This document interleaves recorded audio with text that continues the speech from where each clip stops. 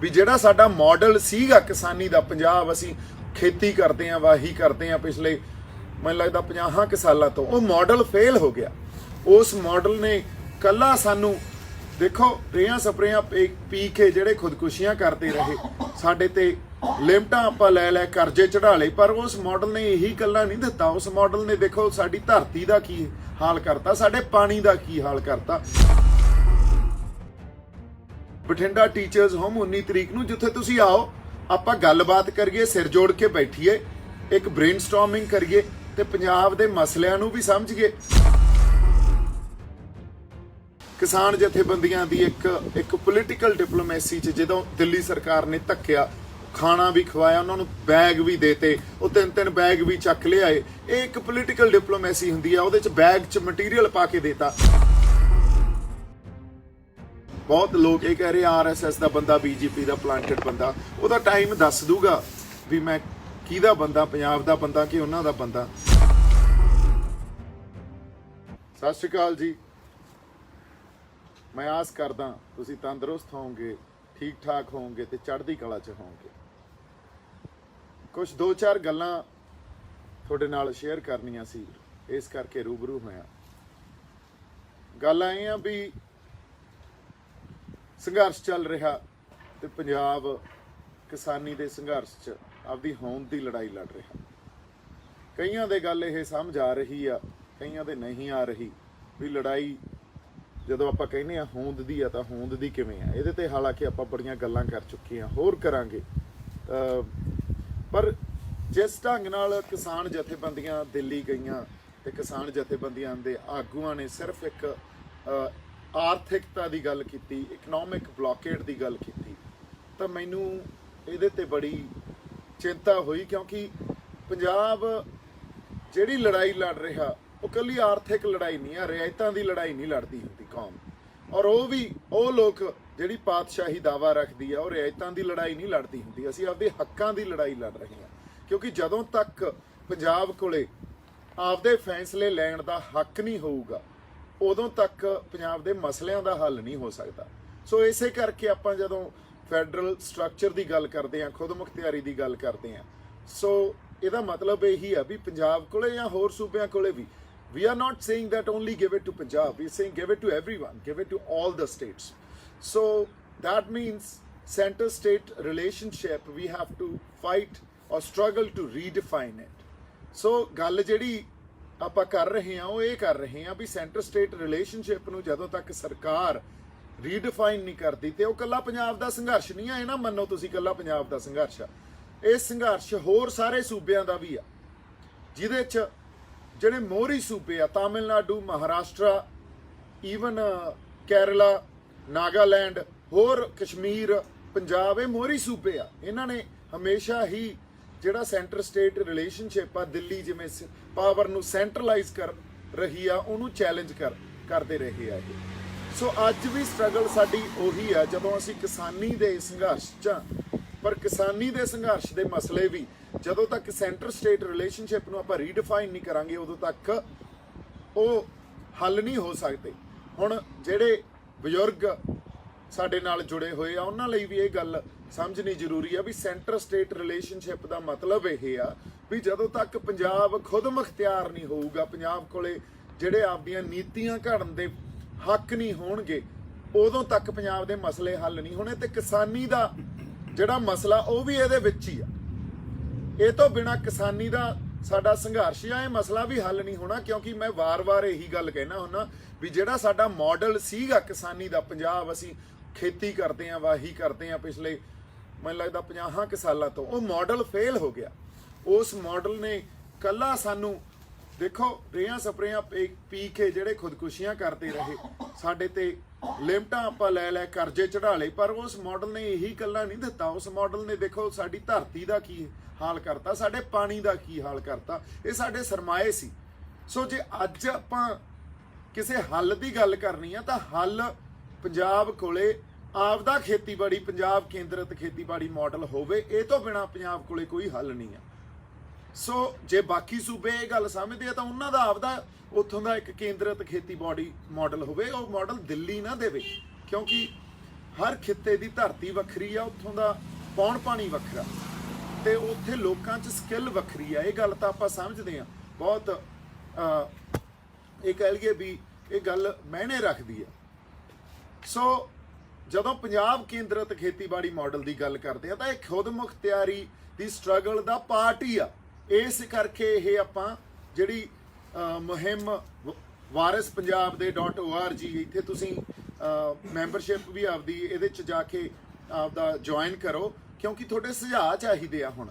ਔਰ ਇਹ ਜਿਹੜਾ ਖੇਤੀਬਾੜੀ ਮਾਡਲ ਹੈ ਪੰਜਾਬ ਦੇ ਲੋਕਾਂ ਨੇ ਘੜਨਾ, ਸਰਕਾਰਾਂ ਬਣਾ ਕੇ ਦੇਣਗੀਆਂ, ਫਿਰ ਇਹ ਉੱਤੋਂ ਆਊਗਾ ਤੇ ਆਪਾਂ ਨੂੰ ਮੰਨਣਾ ਪਊਗਾ। ਹੁਣ ਲੋਕ ਘੜਨ ਤੇ ਪਹਿਲੀ ਮੀਟਿੰਗ ਇਸ ਖਾਤਰ ਆਪਾਂ ਬਠਿੰਡੇ ਰੱਖੀ ਆ 19 ਤਰੀਕ ਨੂੰ, ਜਿੱਥੇ ਤੁਸੀਂ teachers home, Bathinda teachers home 19 ਤਰੀਕ ਨੂੰ, ਜਿੱਥੇ ਤੁਸੀਂ ਆਓ, ਆਪਾਂ ਗੱਲਬਾਤ ਕਰੀਏ, ਸਿਰ ਜੋੜ ਕੇ ਬੈਠੀਏ, ਇੱਕ ਬ੍ਰੇਨਸਟਾਰਮਿੰਗ ਕਰੀਏ ਤੇ ਪੰਜਾਬ ਦੇ ਮਸਲਿਆਂ ਨੂੰ ਵੀ ਸਮਝੀਏ। ਸਾਡੇ ਚਾਹੇ ਉਹ ਖੇਤੀ ਨਾਲ ਜੁੜੇ ਹੋਏ ਵਾਤਾਵਰਣ ਸੰਬੰਧੀ ਮਸਲੇ ਹੋਣ ਜਾਂ ਆਪਣਾ ਖੇਤੀ ਦੇ ਹੋਰ ਜਿਹੜੇ ਮਸਲੇ ਹੋਣ, ਮੰਡੀਕਰਨ ਹੋਵੇ, ਫਸਲਾਂ ਕਿਹੜੀਆਂ ਹੋਣ, ਤੇ ਸਾਡੇ ਹੋਰ ਜਿਹੜੇ ਮਸਲੇ ਆ ਉਹਨਾਂ ਨੂੰ ਵੀ ਸਮਝੀਏ ਤੇ ਨਾਲ ਖੇਤੀ ਨੂੰ ਤਰਜੀਹ ਦਈਏ। ਇਸ ਕਰਕੇ ਇਹ ਮੁਹਿੰਮ ਸਟਾਰਟ ਕੀਤੀ ਗਈ ਆ। ਹੁਣ ਜਦੋਂ ਗੱਲ ਪੰਜਾਬ ਦੀ ਆਉਂਦੀ ਆ, ਜਦੋਂ ਸੰਘਰਸ਼ ਪੰਜਾਬ ਲੜ ਰਿਹਾ, ਆਪਦੀ ਹੋਂਦ ਦੀ ਲੜਾਈ ਲੜ ਰਿਹਾ, ਤਾਂ ਖੇਤੀ ਦੇ ਨਾਲ ਸਾਡਾ ਸੱਭਿਆਚਾਰਕ ਸਾਂਝ ਆ। ਇਹ ਗੱਲ ਤੋਂ ਤਾਂ ਮੁਨਕਰ ਹੋ ਹੀ ਨਹੀਂ ਸਕਦੇ। ਕਿਸਾਨ ਆਗੂ ਜਦੋਂ ਦਿੱਲੀ ਜਾ ਕੇ ਗੱਲਾਂ ਕਰਦੇ ਆ ਤਾਂ ਸੱਭਿਆਚਾਰਕ ਸਾਂਝ ਤੋਂ ਬਿਨਾ ਜੇ ਤੁਸੀਂ ਆਰਥਿਕ ਸਟਰਕਚਰ ਨੂੰ, ਇਕਨੋਮਿਕ ਸਟਰਕਚਰ ਨੂੰ ਸਮਝੋਗੇ, ਉਹ ਨਹੀਂ ਸਮਝਿਆ ਜਾ ਸਕਦਾ, ਉਹਨੂੰ ਪੂਰਨ ਤੌਰ ਤੇ ਨਹੀਂ ਸਮਝਿਆ ਜਾ ਸਕਦਾ। ਫਿਰ ਉਹ ਇੱਕ ਅਧੂਰਾ ਸੱਚ ਆ, ਤੇ ਅਧੂਰਾ ਸੱਚ ਪੂਰੇ ਝੂਠ ਤੋਂ ਵੀ ਜ਼ਿਆਦਾ ਖਤਰਨਾਕ ਹੁੰਦਾ। ਸੋ ਇਸ ਕਰਕੇ ਮੈਂ ਹਮੇਸ਼ਾ ਕਹਿੰਦਾ ਹੁੰਦਾ ਵੀ ਇੱਕ ਪਾਸੇ ਹੀ ਖੜਨਾ ਪਊਗਾ ਹੁਣ ਤਾਂ। ਹੁਣ ਜਾਂ ਸੱਚ ਵਾਲੇ ਪਾਸੇ ਖੜ ਜਾਓ ਜਾਂ ਝੂਠ ਵਾਲੇ ਪਾਸੇ ਖੜ ਜਾਓ। ਸੋ ਇਹ ਤੋਂ ਬਿਨਾ ਹੋਰ ਕੋਈ ਹੱਲ ਨਹੀਂ ਆ, ਕਿਉਂਕਿ ਲੜਾਈ ਸਾਡੇ ਘਰਾਂ ਤੱਕ ਆ ਗਈ ਆ। ਜੇ ਘਰਾਂ ਤੱਕ ਆ ਗਈ ਆ ਤਾਂ ਇਹ ਸਾਂਝੀ ਲੜਾਈ ਆ। ਇਹ ਇਕੱਲਾ ਵੀ ਦੀਪ ਸਿੱਧੂ ਮੋਰਚਾ ਲਾ ਕੇ ਬਹਿ ਗਿਆ ਸ਼ੱਭੂ, ਤਾਂ ਦੀਪ ਸਿੱਧੂ ਦੀ ਲੜਾਈ ਨਹੀਂ ਆ। ਮੈਂ ਤਾਂ ਪੰਜਾਬ ਖਾਤਰ ਪੰਜਾਬ ਦੀ ਲੜਾਈ ਲੜਨ ਆਇਆ ਸੀ। ਜੇ ਪੰਜਾਬ ਦੀ ਲੜਾਈ ਲੜਨ ਆਇਆ ਸੀ, ਜਜ਼ਬਾਤਾਂ ਦੇ ਆਧਾਰ ਤੇ ਆਪਾਂ ਮੋਰਚਾ ਵਿੱਢਿਆ, ਤੇ ਉੱਥੇ ਵੀ ਤੁਹਾਡੀ ਸ਼ਮੂਲੀਅਤ ਜ਼ਰੂਰੀ ਆ। ਜੇ 19 ਤਰੀਕ ਨੂੰ ਬਠਿੰਡੇ ਆਓ ਤਾਂ ਮੋਰਚੇ 'ਚ ਵੀ ਤੁਸੀਂ ਆਓ। ਦੀਵਾਲੀ ਹੋਈਏ ਤਾਂ ਉੱਥੇ 10 ਸਿੰਘ ਬੈਠੇ ਹੁੰਦੇ ਆ, ਮੀਂਹ ਕਣੀ ਪਵੇ ਫੇਰ 10 ਸਿੰਘ ਬੈਠੇ ਹੁੰਦੇ ਆ। ਕਿਉਂ ਬਈ? ਤੁਸੀਂ ਬਥੇਰੇ ਮੈਨੂੰ ਇੱਥੇ ਫੇਸਬੁੱਕ ਤੇ ਮੈਨੂੰ ਬੜਾ ਹੌਸਲਾ ਅਫਜ਼ਾਈ ਦਿੰਦੇ ਹੋ, ਮੈਨੂੰ ਕਹਿੰਦੇ ਹੋ ਵੀ ਅਸੀਂ ਨਾਲ ਆ ਬਾਈ ਤੇਰੇ, ਪਰ ਨਾਲ ਆ ਤਾਂ ਬਾਈ ਜੀ ਫਿਰ ਟਾਈਮ ਕੱਢ ਕੇ ਆਉਣਾ ਵੀ ਪਊਗਾ, ਕਿਉਂਕਿ ਇੱਕ ਸਾਂਝੀ ਲੜਾਈ ਲੜ ਰਹੇ ਹਾਂ। ਇਹ ਪੰਜਾਬ ਆਪਦੀ ਇੱਕ ਸਾਂਝੀ ਲੜਾਈ ਲੜ ਰਿਹਾ।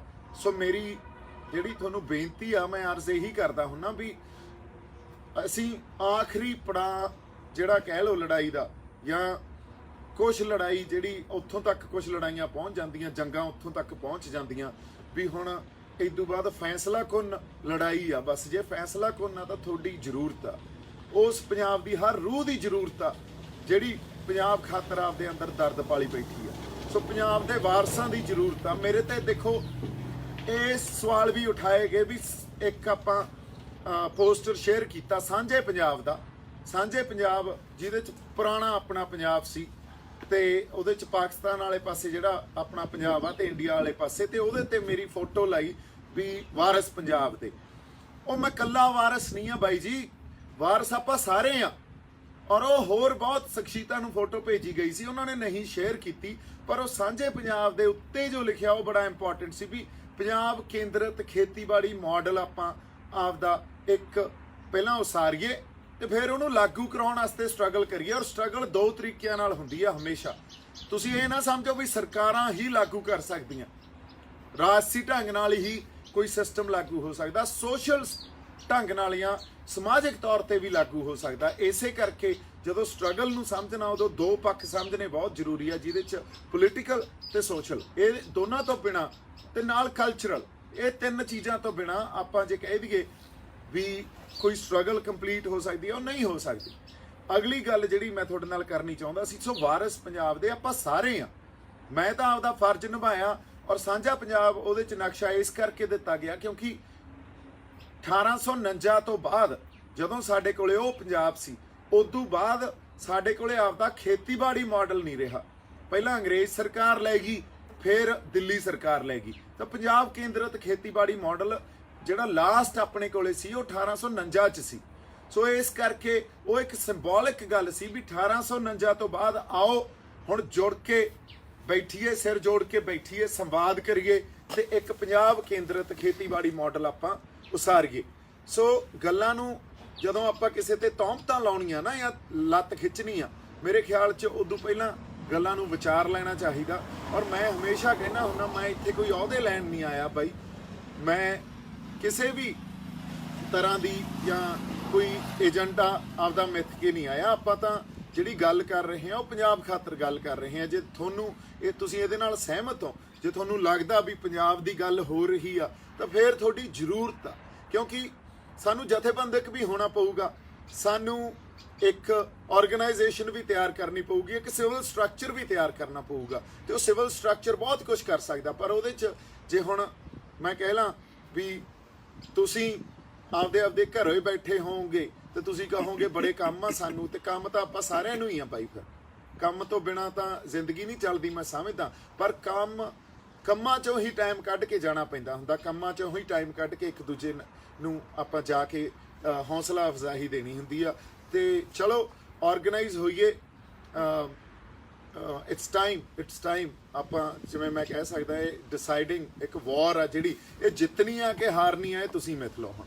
ਤੇ ਅਗਲੀ ਗੱਲ ਜਿਹੜੀ ਮੈਂ ਇਹ ਕਰਨੀ ਚਾਹੁੰਦਾ ਸੀ ਵੀ ਮੈਂ ਹਮੇਸ਼ਾ ਕਹਿਣਾ ਹੁੰਦਾ, ਚਲੋ ਕਿਸਾਨ ਜਥੇਬੰਦੀਆਂ ਦੀ ਇੱਕ ਪੋਲੀਟੀਕਲ ਡਿਪਲੋਮੇਸੀ 'ਚ ਜਦੋਂ ਦਿੱਲੀ ਸਰਕਾਰ ਨੇ ਧੱਕਿਆ, ਖਾਣਾ ਵੀ ਖਵਾਇਆ, ਉਹਨਾਂ ਨੂੰ ਬੈਗ ਵੀ ਦੇਤੇ, ਉਹ 3-3 ਬੈਗ ਵੀ ਚੱਕ ਲਿਆਏ, ਇਹ ਇੱਕ ਪੋਲੀਟੀਕਲ ਡਿਪਲੋਮੇਸੀ ਹੁੰਦੀ ਆ। ਉਹਦੇ 'ਚ ਬੈਗ 'ਚ ਮਟੀਰੀਅਲ ਪਾ ਕੇ ਦੇਤਾ। ਹੁਣ ਉਹ ਜੇ ਬੈਗ ਦੇ ਨਾਲ ਮਟੀਰੀਅਲ ਆ ਗਿਆ ਤਾਂ ਮਟੀਰੀਅਲ ਪੜ੍ਹਨਗੇ ਵੀ, ਤੇ ਮਟੀਰੀਅਲ ਤਾਂ ਉਹ ਆ ਜਿਹੜਾ ਸਰਕਾਰ ਸਾਨੂੰ ਪੜ੍ਹਾਉਣਾ ਚਾਹੁੰਦੀ ਆ, ਪਰ ਅਸੀਂ ਸਰਕਾਰ ਨੂੰ ਕੀ ਪੜ੍ਹਾਉਣਾ ਚਾਹੁੰਦੇ ਆ, ਇਹ ਮਟੀਰੀਅਲ ਅਸੀਂ ਦੇ ਕੇ ਆਏ ਆ ਕਿ ਨਹੀਂ, ਇਹਦਾ ਤਾਂ ਕਿਸਾਨ ਜਥੇਬੰਦੀਆਂ ਦੇ ਆਗੂਆਂ ਨੂੰ ਹੀ ਪਤਾ ਜਾਂ ਸਰਕਾਰ ਨੂੰ ਪਤਾ, ਹਨਾ। ਆਪਾਂ ਤਾਂ ਜਦੋਂ ਆਪਸ 'ਚ ਗੱਲ ਕਰਦੇ ਆ, ਆਪਸ 'ਚ ਗੱਲ ਕਰਨੀ ਬੜੀ ਜ਼ਰੂਰੀ ਆ।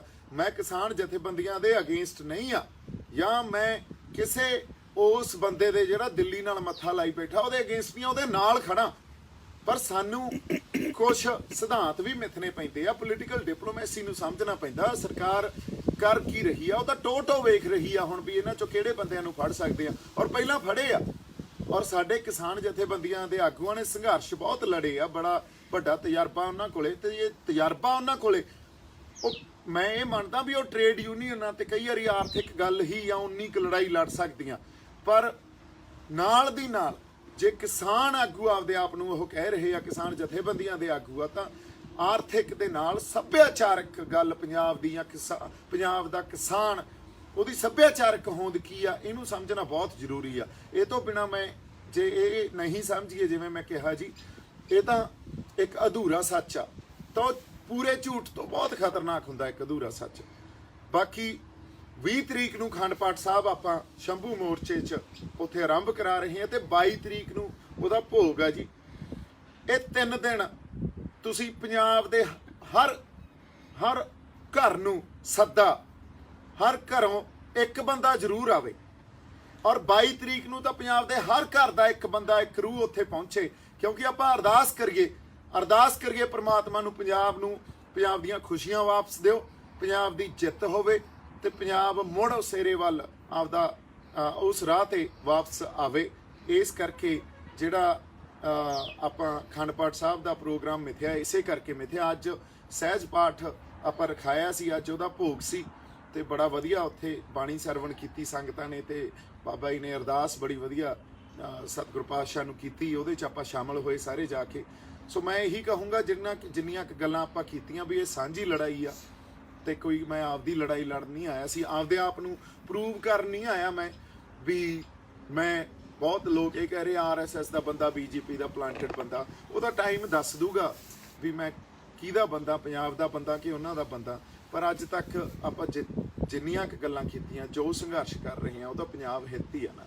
ਸੋ ਇੰਨੀਆਂ ਕੁ ਬੇਨਤੀਆਂ ਮੈਂ ਕਰਨੀਆਂ ਸੀ। ਮੇਰੇ ਵੱਲੋਂ ਬਹੁਤ ਸਾਰਾ ਪਿਆਰ ਤੇ ਸਤਿਕਾਰ। ਜਿਉਂਦੇ ਵਾਸਤੇ ਰਹੋ।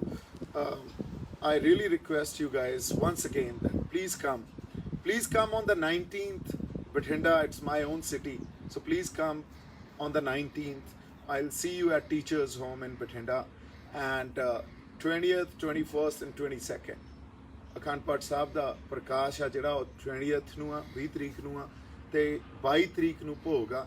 ਸੋ ਵਾਂਸ ਅਗੇਨ ਮੈਂ ਇੱਕ ਸੱਦਾ ਦਿੰਨਾ, ਜੀ ਆਇਆਂ ਕਹਿਣਾ, ਪੰਜਾਬ ਦੇ ਹਰ ਘਰ ਚੋਂ ਇੱਕ ਬੰਦੇ ਨੂੰ 22 ਤਰੀਕ ਨੂੰ ਜ਼ਰੂਰ ਮਿਲੋ ਸ਼ੰਭੂ ਮੋਰਚੇ ਤੇ, ਆਪਾਂ ਇਕੱਠੇ ਹੋ ਕੇ ਅਰਦਾਸ ਕਰੀਏ। ਮੇਰੇ ਵੱਲੋਂ ਪਿਆਰ ਤੇ ਸਤਿਕਾਰ, ਜਿਉਂਦੇ ਵਾਸਤੇ ਰਹੋ।